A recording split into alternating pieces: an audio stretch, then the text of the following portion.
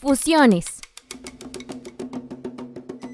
Un proyecto del Colegio de San Luis y la Universidad Intercultural de San Luis Potosí. Este espacio de divulgación de ciencias sociales y humanidades compartirá contenidos que acerquen información a la población en general, recuperando testimonios, narrativas y materiales de las comunidades de la región huasteca, vinculados al quehacer académico.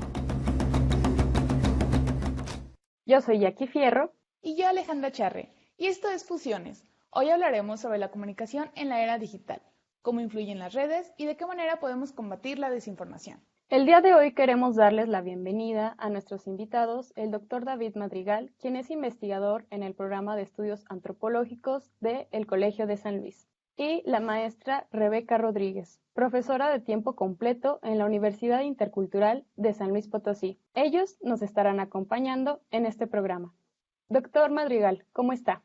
Muy bien, buenos días, muchas gracias por la invitación. Maestra Rebeca, muchas gracias por acompañarnos. Muchísimas gracias a ustedes, un honor estar compartiendo en estos espacios. Y ahora vamos a escuchar esta breve cápsula que nos dará un poco de contexto del tema del día de hoy.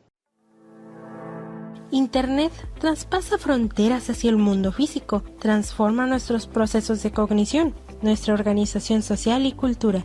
Estamos, entonces, en un momento preciso para detenernos y dar cuenta del desarrollo de competencias en la sociedad actual, lo que se plantea como habilidades necesarias por los organismos educativos y su vigencia ante los vertiginosos cambios en la era de la digitalización. Los investigadores Sotolongo y Delgado hacen énfasis en realizar un análisis de los procesos de pensamiento acorde al espacio histórico. Una sociedad que se ve expuesta ante tal escenario complejo sin estar preparada se encuentra vulnerable, susceptible a la desintegración social y al conflicto. Las multiplataformas que ofrecen las redes sociodigitales han magnificado el peso de la experiencia personal y la difusión de lo privado que ahora forma parte de la esfera pública. Todo ello condiciona y transforma el contexto de la sociedad, los discursos en agenda, la prioridad a los hechos sociales y discursos políticos e incluso esta dinámica de priorizar la sentimentalización antes que la objetividad. El poner la creencia personal por sobre la salud pública es un factor de gran riesgo cuando se trata de coyunturas de gran emergencia como lo es la pandemia por COVID-19. La preocupación que despierta el impacto social de la desinformación a raíz de la sobreproducción, consumo y difusión de material noticioso en diferentes plataformas ha sido tal que la Organización Mundial de la Salud, OMS, la ha identificado como pandemia noticiosa o infodemia. Bien, estamos de regreso y comenzaremos con las preguntas. ¿Cómo han cambiado las redes sociodigitales la manera de comunicarnos? Doctor David, adelante. Bueno, creo que hay que decir que la historia de la tecnología en la humanidad es precisamente la historia de los cambios, ¿no? La tecnología es una extensión de algún tipo de sentido o de algún tipo de habilidad humana y en esa medida entonces le ayudan las tecnologías a lograr aquello que con su propia limitación corporal no podrían. Por ejemplo, inventamos los aviones y podemos volar. Y inventamos la televisión y podemos ver lo que está sucediendo en todas las partes del mundo casi instantáneamente. Entonces eso pues lanzó nuestros ojos más allá de nuestra capacidad de mirar en el horizonte y esa es una parte de la historia, pero lo que hay que decir también es que el desarrollo de toda esa historia de tecnologías se puede dividir, digamos, en dos partes. Una que tiene que ver con la relación entre biología y cuerpos, algo que se llama personas, algo que le llaman biopolítica, es decir, una parte de la historia donde toda esta, digamos, oleada de cambios tecnológicos cada vez más acelerados desarrolló en sí también, a su vez, pues una forma de adaptación del cuerpo de los seres humanos a todo ese mundo, universo de tecnologías, prácticamente controlándolo en todos sentidos.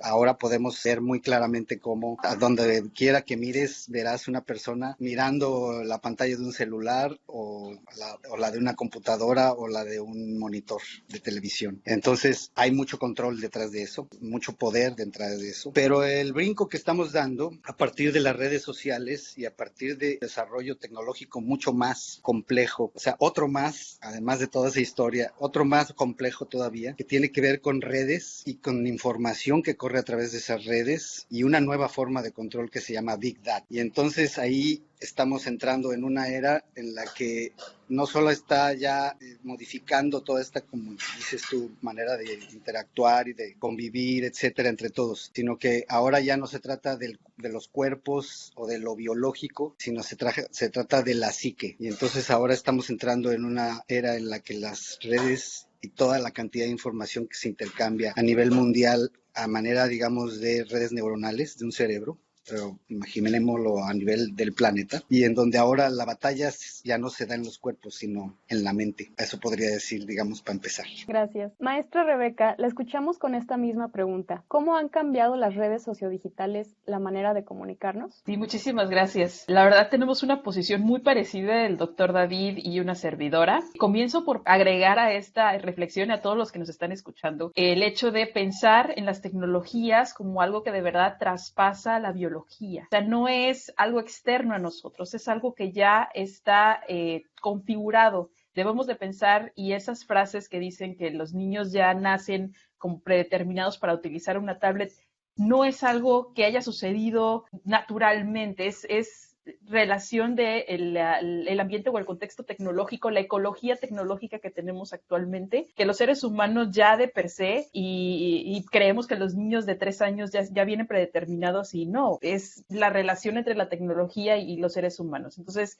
para pensar cómo hemos cambiado, piensen cómo ha traspasado la tecnología a los ambientes humanos. Digo, por ejemplo, hablando de relaciones humanas, relaciones interpersonales, ¿de qué manera ha cambiado la manera de buscar pareja, por ejemplo? En este momento, si hacemos un censo, un diálogo entre los jóvenes, veremos que se les hace mucho más sencillo conseguir una pareja a través de aplicaciones determinadas para ello que de la manera tradicional en la que, por ejemplo, el doctor y yo en algún momento conseguimos pareja. Y eso es algo histórico que va sumando la biología y la tecnología, determinan y cambian nuestros modos de interacción, además de que pues tienen un traspase también en el lenguaje mismo. Hemos visto muchísimas modificaciones en el lenguaje que pues nacieron desde estos ambientes tecnológicos. El lenguaje se adaptó a la tecnología. En el caso de Twitter, por ejemplo, que antes teníamos 140 caracteres para podernos expresar y tuvimos que hacerlo lo más pequeño posible. Los SMS, que también teníamos 60 caracteres para podernos expresar, y salieron las expresiones de TKM, etcétera, etcétera. Entonces hay que pensar como que en una realidad ecológica de cómo la tecnología ahorita ya cambió nuestras maneras de relacionarnos interpersonalmente, de conseguir amigos, pero no solamente eso, sino también ha modificado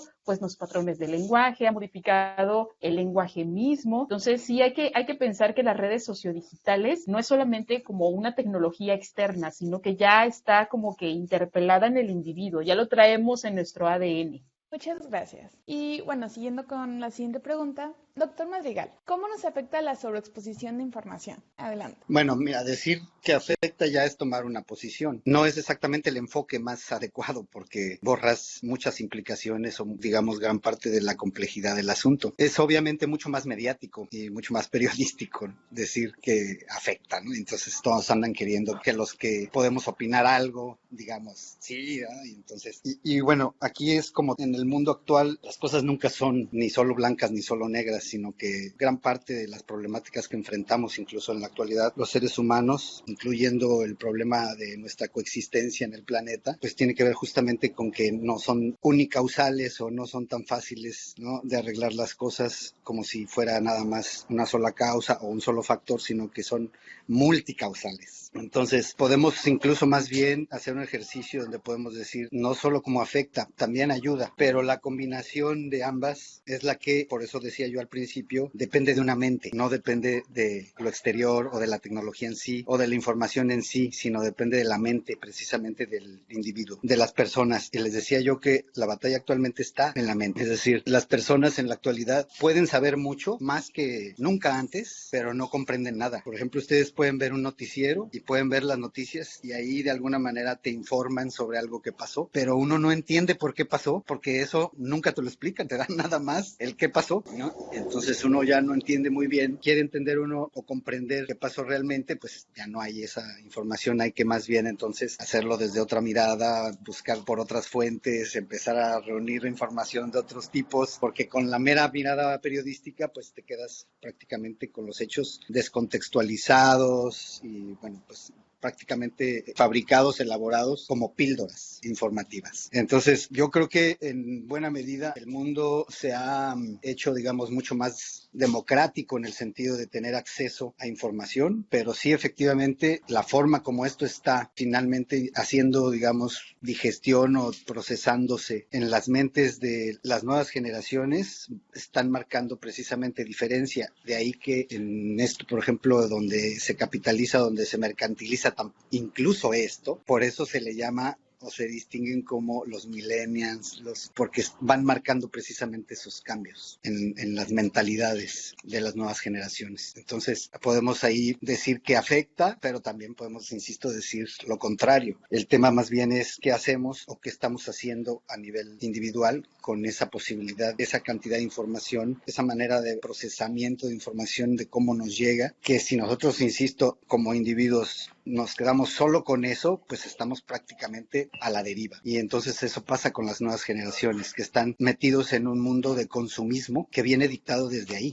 y que ya no se cuestiona, porque ya no hay la posibilidad de otros razonamientos como el que te enseñaba a leer un libro o como el que te enseñaba a tocar música o como el que te enseñaba, no sé, alguna otra cosa, en donde ponías más en juego todos los sentidos. Entonces ahora prácticamente, insisto, en esta relación unívoca entre pantalla y nosotros, tipo Black Mirror, pues en la mente frente a la pantalla es quien decide. Muchas gracias. Y maestra Rebeca, la escuchamos con la misma pregunta. Muchas gracias. Pues concuerdo con el doctor David, no hay que hablar de negros o blancos, más bien hay que hablar de ciertos fenómenos que han estado sucediendo a partir del crecimiento de fuentes de información que tenemos, que nos dan las redes sociodigitales. Y yo apuesto a estar conscientes de ciertas cosas que, pues bueno, no nos enseñan, o bueno, la educación básica debe estar bastante consciente que deben formar ciudadanos críticos, porque tenemos, por ejemplo, las fake news, la infodemia, que es un fenómeno informático que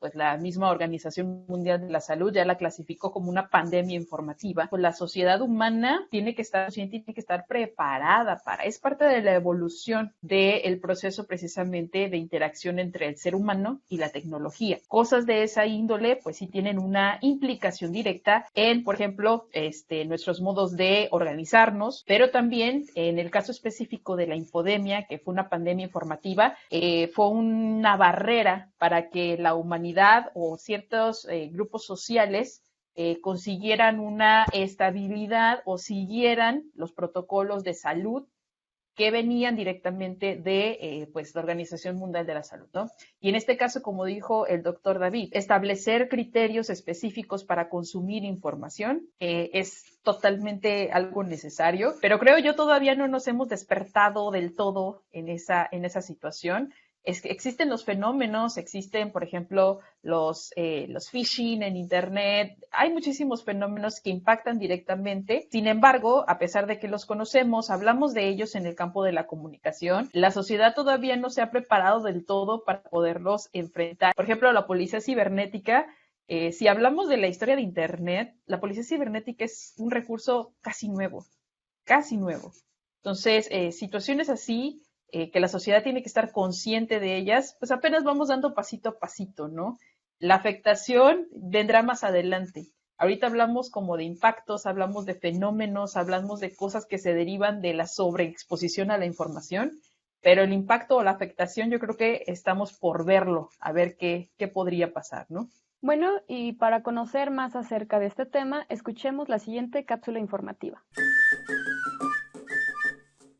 El uso de las redes sociodigitales, como ya es ampliamente sabido, ha aumentado exponencialmente en los últimos años. Plataformas como Facebook, Twitter, Instagram, Snapchat, TikTok, entre otras, acumulan miles de millones de usuarios a nivel mundial, constituyéndose por lo tanto en el principal instrumento de diálogo e interacción con el que cuenta en este momento la humanidad. La facilidad con la que es posible generar contenidos en estas redes ha traído consigo también la proliferación de mensajes de todo tipo, al grado de que para el usuario típico es humanamente imposible visualizar incluso todos los contenidos que reproduce en su círculo de amigos, es decir, aquellos usuarios que forman parte de sus conexiones cercanas en cada una de estas plataformas. Un rasgo preocupante de esa sobreabundancia de información es el hecho de que la gran mayoría de ella está compuesta por mensajes cuyo único fin es lúdico, es decir, dedicados simplemente al entretenimiento y la diversión. Prácticamente todos los mensajes están basados en ideas absolutamente superficiales e intrascendentes, sin contribuir en forma alguna a que quien los consuma tenga un panorama adecuadamente informado acerca de la realidad que lo rodea. La cantidad de mensajes banales que circulan diariamente en todas estas redes es gigantesca, en comparación con aquellos que tratan con alguna seriedad temas de relevancia para la comunidad, lo que provoca que estos últimos queden prácticamente sepultados entre las miles de tonterías que circulan abundantes. Esa sobreabundancia de mensajes intrascendentes ha provocado que el usuario típico de redes esté, en el mejor de los casos, ignorante de muchas de las cuestiones de importancia social y comunitaria, en el peor, recibiendo datos manipulados, tergiversados o de planos falsos respecto a cuestiones relevantes. Las redes sociodigitales se han convertido en el reino de la superficialidad y la diversión fácil, alejándose notoriamente de las predicciones optimistas de sus primeros años, en donde se auguraba que con su uso pleno llegaríamos a una nueva y rica etapa de participación y diálogo horizontal, que contribuyeran a construir una mejor sociedad, más equitativa, más informada. Con el objetivo de revertir en alguna medida esta situación, es necesario que se emprenda una estrategia de formación y orientación para el uso efectivo de estas redes sociodigitales, sin imponer en ningún momento mecanismo de censura, sino promoviendo, incluso desde la educación inicial, una nueva cultura de consumo de medios. Nunca es tarde para ello. El futuro siempre puede redefinirse a partir de las acciones de nuestro presente. Estamos a punto de terminar este podcast, pero antes de culminar quisiéramos saber de qué manera podemos combatir la sobreexposición. Maestra Rebeca, la escuchamos. Muchas gracias. Pues bueno, así como expuse en la pregunta anterior, yo creo que es cuestión primeramente de hacer una reflexión social acerca de el impacto de la tecnología en nuestras vidas, específicamente de las redes sociodigitales en nuestras vidas, que no solamente configuran nuestras formas de interactuar de manera interpersonal, sino también pues han modificado nuestros protocolos de consumo, ¿no? Antes, por ejemplo, cuando consumíamos noticias en la televisión, en los medios tradicionales, dábamos una credibilidad a Jacobo Zabludovsky, por ejemplo, porque era todo en institución. Ahorita las redes sociodigitales pues han diversificado, han hecho democráticas las plataformas, ¿no? Ahorita ya cada quien puede sumarse a estas esferas de discusión pública. El problema es que pues todavía no estamos conscientes y preparados para manejar, creo yo, tanta cantidad de información para ponerle un filtro, y yo creo que una buena forma de empezar, saludable de empezar, es hacernos conscientes de que pues en las plataformas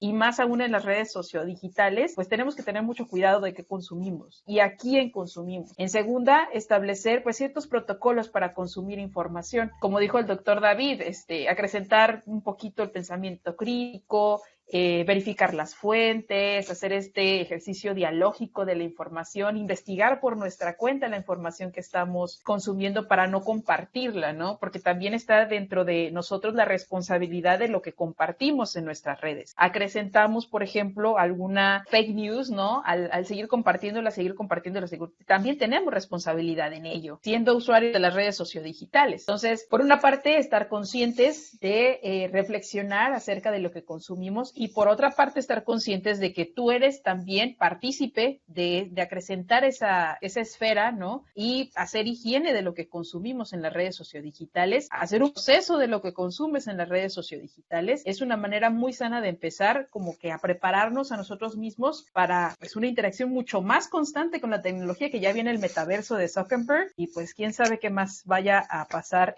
más adelante en unos 20 o 30 años. Muchas gracias. Y doctor David, lo escuchamos con la misma pregunta. ¿De qué manera podemos combatir la desinformación por sobreexposición? Adelante. Muchas gracias. Bueno, a manera de comentario final sobre esto, diría que, bueno, antropológicamente el ser humano no está hecho para estar sentado o sin movimiento. Entonces yo diría que la mejor forma de contrarrestar esta situación es obviamente el atender las distintas necesidades que tienen los sentidos del ser humano y sus partes corporales. Llegaremos tal vez en algún momento a lograr que ya no tengan que comer los seres humanos para seguir conectados, pero entonces ya no seremos seres humanos. Para poder comer hay que levantarse de ahí y por lo menos moverte al refrigerador, y para traer los productos al refrigerador hay que ir a comprarlos, y para que lleguen ahí a donde los compramos, pues obviamente tiene que haber quien los produzca, y entonces afortunadamente mientras el mundo gire alrededor de estas necesidades, habrá manera de contrarrestarlo cotidianamente como lo hacemos de hecho. O sea, yo no lo vería tanto en el sentido, digamos, de cuál es la receta o de cómo darle el consejo a todos, ¿no? De hagan esto, hagan lo otro. Yo creo que cotidianamente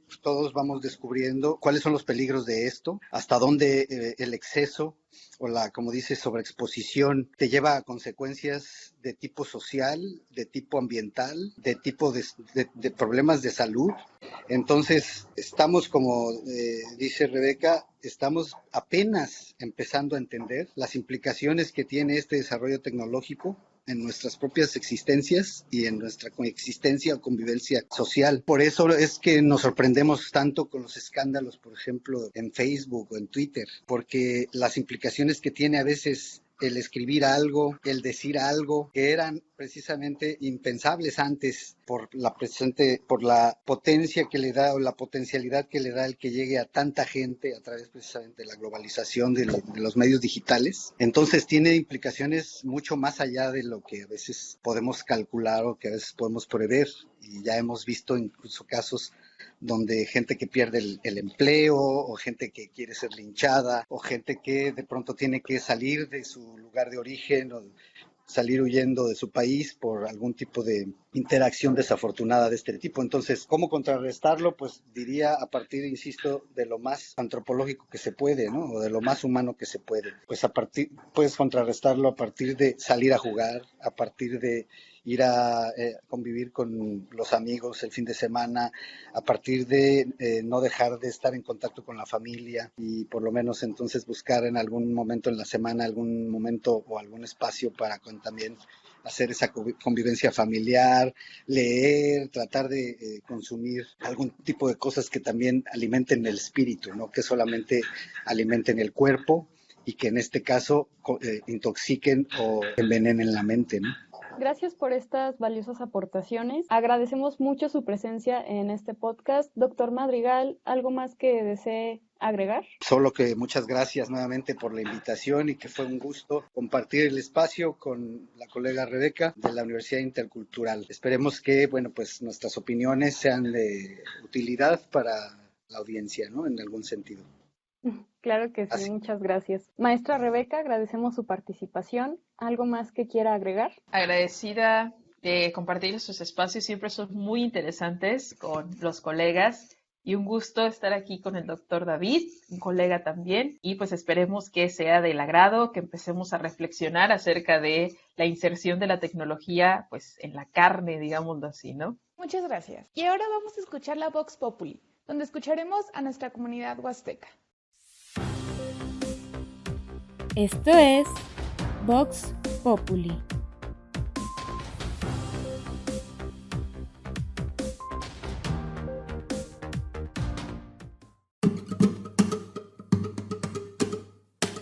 Así es, sí, las utilizo con frecuencia, debido a que las redes sociales manejan información muy general, diaria, de manera oportuna, en cuestión de la credibilidad o una buena fuente o una fuente que sea confiable, pues a veces es de alguna dudosa, pero consiste en nosotros, nos obligan a dar un mayor margen de investigación, pero sí las utilizo con mucha frecuencia.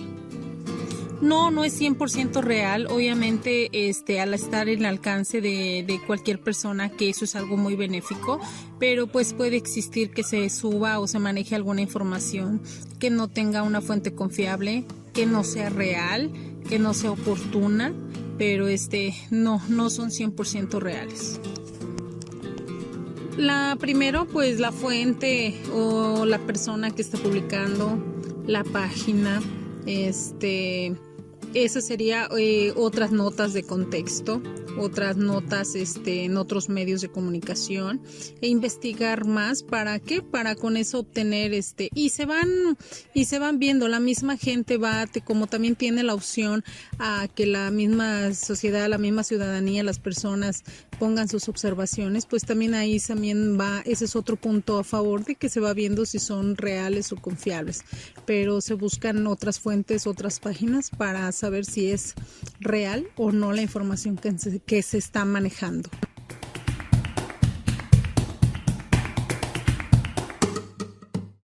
Bien, esto fue Fusiones, una propuesta de colaboración para difusión y divulgación entre la Unidad de Difusión del Colegio de San Luis y la Coordinación de la Licenciatura de Comunicación Intercultural de la Universidad Intercultural Campus Ciudad Valles. Yo soy Jackie Fierro. Y yo, Alejandra Charra. Nos escuchamos a la próxima. Fusiones. Escucha todos los podcasts en Spotify y el sitio oficial del Colegio de San Luis y la Universidad Intercultural de San Luis Potosí.